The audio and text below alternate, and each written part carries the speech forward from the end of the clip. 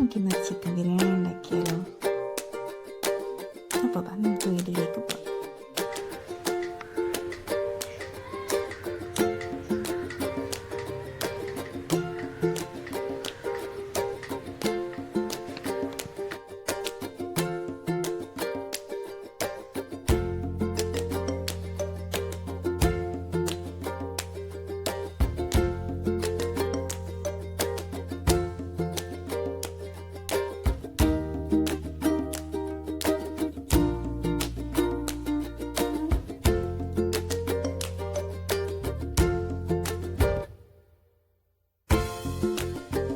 നമുക്ക് ആദ്യം തന്നെ ഇഞ്ചി വെളുത്തുള്ളിയും ഒന്ന് അരച്ചെടുക്കാം.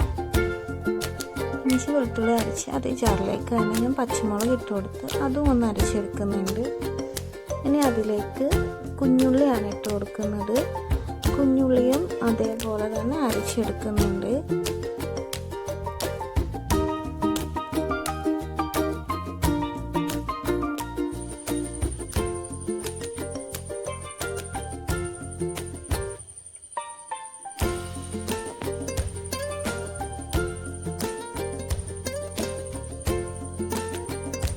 ഇനി നമുക്ക് അണ്ടിപ്പരിപ്പ് സോക്ക് ചെയ്യാൻ വേണ്ടി വെക്കാം.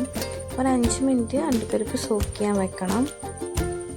ഇനി നമുക്ക് ചിക്കൻ ഒന്ന് മസാല പുരട്ടി വെക്കണം. അതിന് വേണ്ടിയിട്ട് കുറച്ച് മഞ്ഞൾപ്പൊടി, കുറച്ച് മുളക് പൊടി, ആവശ്യത്തിന് ഉപ്പ്, ഇത്ര മാത്രമേ ചേർക്കുന്നുള്ളൂ. ഓവർ മസാലാസ് ഒന്നും ചേർക്കുന്നില്ല. എന്നിട്ട് നന്നായി ഒന്ന് മിക്സ് ചെയ്ത് മാറ്റി വെക്കണം. ഇതൊരു 15 മിനിറ്റ് മാറ്റി വെക്കണം കേട്ടോ. ഇനി നമുക്കൊരു കടായി അടുപ്പത്ത് വെക്കാം. കടായി അടുപ്പത്ത് വെച്ച് അതിലേക്ക് അത് ചൂടായി വരുമ്പോൾ ഓയിൽ ഒഴിച്ചു കൊടുക്കുക.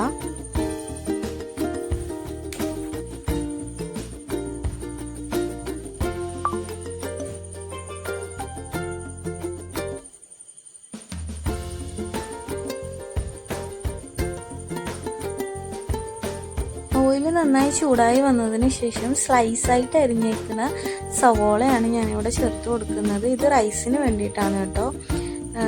ഇത് നന്നായി ഫ്രൈ ചെയ്തെടുക്കണം. ഈ ഒരു പരുവാകുമ്പോൾ നമുക്ക് കോരി മാറ്റാം.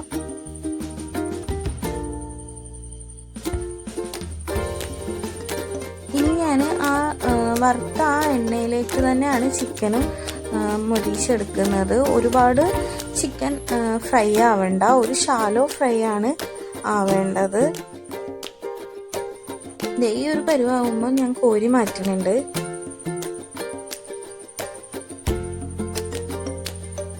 ഇനി നമുക്ക് വേറെ ഒരു കടായി അടുപ്പത്ത് വെച്ച് ശകലം എണ്ണ ഒഴിച്ചു കൊടുക്കാം. എന്നിട്ട് അതിലേക്ക് ബാക്കി സവോള ഇട്ട് കൊടുക്കുക.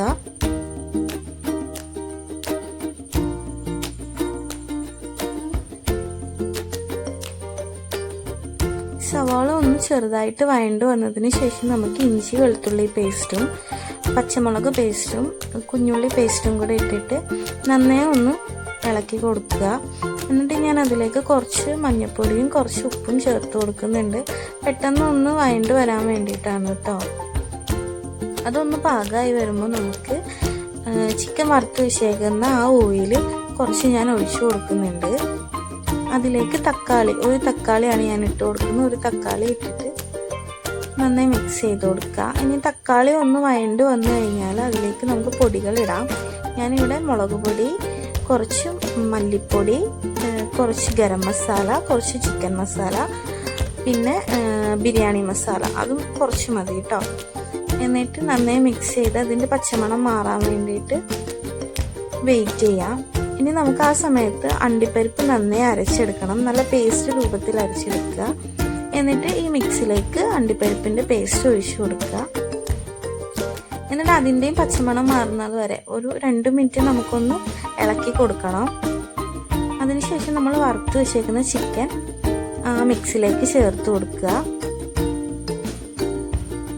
അതിനുശേഷം ഞാനിവിടെ തൈരാണ്, 2 സ്പൂൺ തൈര് എടുക്കുന്നുണ്ട്. 2 സ്പൂൺ തൈര് മതിയാകും. അത്രയും എടുത്തിട്ട് നന്നായി ഇളക്കി കൊടുക്കുന്നുണ്ട്. അപ്പോൾ നമ്മുടെ ചിക്കൻ ഇവിടെ റെഡി ആയിട്ടുണ്ട്.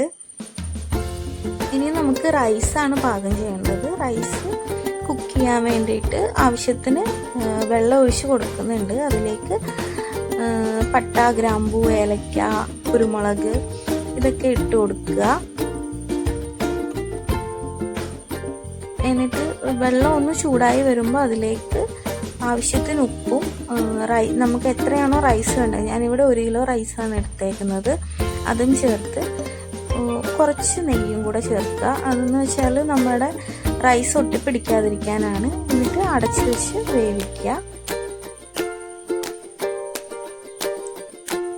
എൻ്റെ റൈസ് വേവാൻ ഇവിടെ 10 മിനിറ്റ് എടുത്തു കേട്ടോ.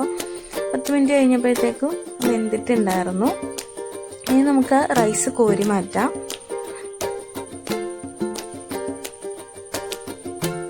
ഇനി ഒരു കടായി അടുപ്പത്ത് വെക്കുക.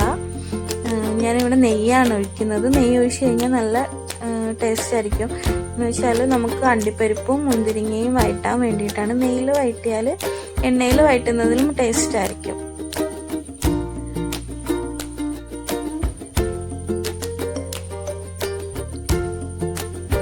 ഈ ഒരു കളർ വരെ എത്തണം.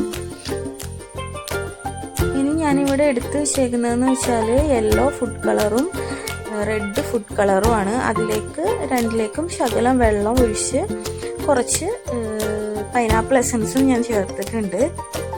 ഇനി നമുക്ക് മറ്റൊരു കടായി എടുത്തിട്ട് കുറച്ച് നെയ്യ് താഴെ ചേർത്ത് കൊടുക്കുക. അതിന് മുകളിലായിട്ട് നമ്മൾ എടുത്ത് വെച്ചേക്കുന്ന ചിക്കൻ ചേർത്ത് കൊടുക്കുക. പിന്നെ അതിൻ്റെ മുകളിൽ റൈസ് ഇട്ട് കൊടുക്കുക. പിന്നെ അതിൻ്റെ മുകളിൽ നമ്മൾ വറുത്ത് വെച്ചേക്കുന്ന സവോളയാണ് ചേർത്ത് കൊടുത്തത്.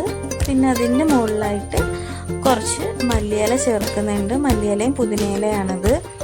പിന്നെ നമ്മൾ മിക്സ് ചെയ്ത് വെച്ചേക്കുന്ന 2 കളർ ചേർക്കുന്നു. പിന്നെ അതിൻ്റെ മുകളിൽ ഇതേപോലെ തന്നെ ചിക്കൻ റൈസ് അങ്ങനെ നമ്മൾ ചേർത്ത് കൊടുക്കുക.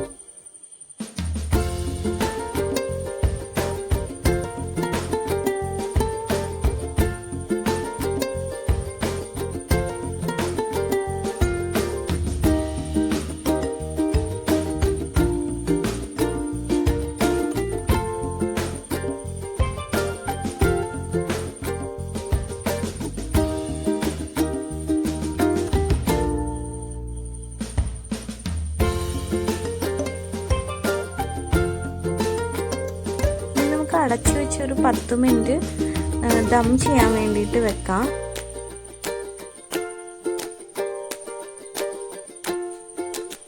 പത്ത് മിനിറ്റ് ദം ചെയ്ത് കഴിഞ്ഞാൽ നല്ല മണമൊക്കെ വന്നിട്ടുണ്ടാക്കും. അപ്പോൾ പെട്ടെന്ന് നമുക്ക് ഉണ്ടാക്കാൻ പറ്റിയൊരു റെസിപ്പിയാണ്. എല്ലാവരും ട്രൈ ചെയ്ത് നോക്കുക. ഇഷ്ടമായാൽ